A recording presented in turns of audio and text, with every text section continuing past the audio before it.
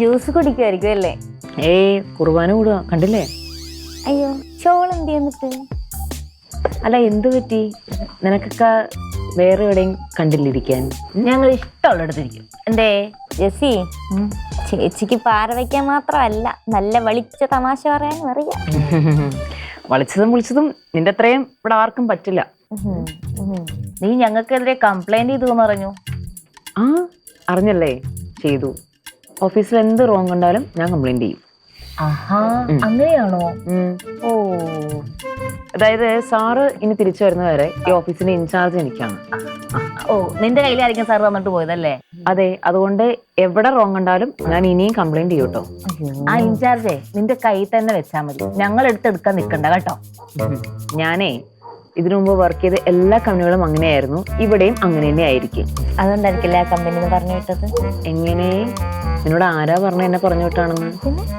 ഇവിടെ ഞാൻ ശ്രീനിധി സാറിന്റെ റിക്വസ്റ്റിലാണ് വന്നത്. എങ്ങനെ റിക്വസ്റ്റിലാണ് വന്നത്, മനസ്സിലായോ? മനസ്സിലായി, നല്ല മനസ്സിലായി. നീ എന്തെങ്കിലും അറിയാനുണ്ടോ? കഷ്ടകാലത്തിന് വന്നു കയറിയത് നമ്മളെടുത്തും അല്ലേ? നമ്മളുടെ കഷ്ടകാലം. നിങ്ങളുടെ കഷ്ടകാലല്ല. സത്യം പറഞ്ഞു കഴിഞ്ഞാൽ ഇതുപോലെ ഞാൻ പറയുന്നുണ്ടോന്നും തോന്നരുത്.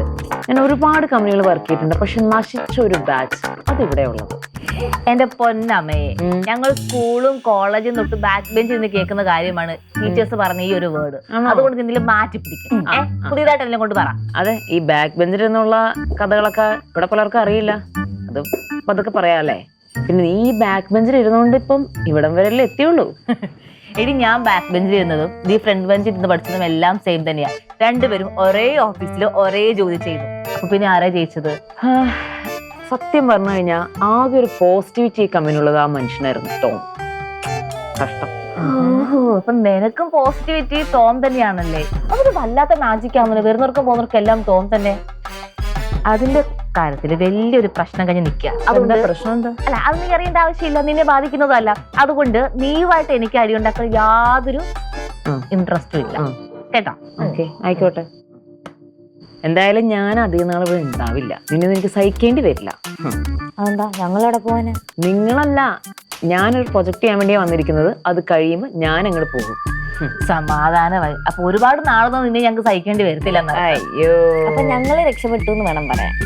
നിങ്ങൾ രക്ഷപ്പെട്ടൊന്നല്ല. ഇടി നിനക്കൊക്കെ ഇവിടെ എന്താ ചെയ്യണേ? വെറുതെ പാടാനോ ആടാനോ അറിയാൻ നീയൊക്കെ വല്ല ജോലി എടുക്കുന്നുണ്ടോ?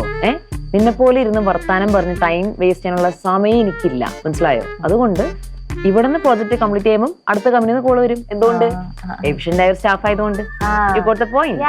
അതെ, ഇത്രയും കാലം ഈ കമ്പനി റൺ ചെയ്ത് പോയത് ഈ സ്റ്റാഫുകളുടെ തന്നെ കഴിവിലാണ്, അല്ലാതെ പുതിയൊരാൾ ഇവിടേക്ക് പൊട്ടിമുളച്ചിട്ടൊന്നും അല്ല, അല്ലേ? അതുകൊണ്ടാണല്ലോ നമ്മളെയൊക്കെ വിളിക്കേണ്ടി വന്നത്. ഏത് അങ്ങനെയാണെങ്കിൽ ഇഷ്ടംപോലെ ജോലി അത് പെൻഡിങ്. നീ പോയി ചെയ്തോ.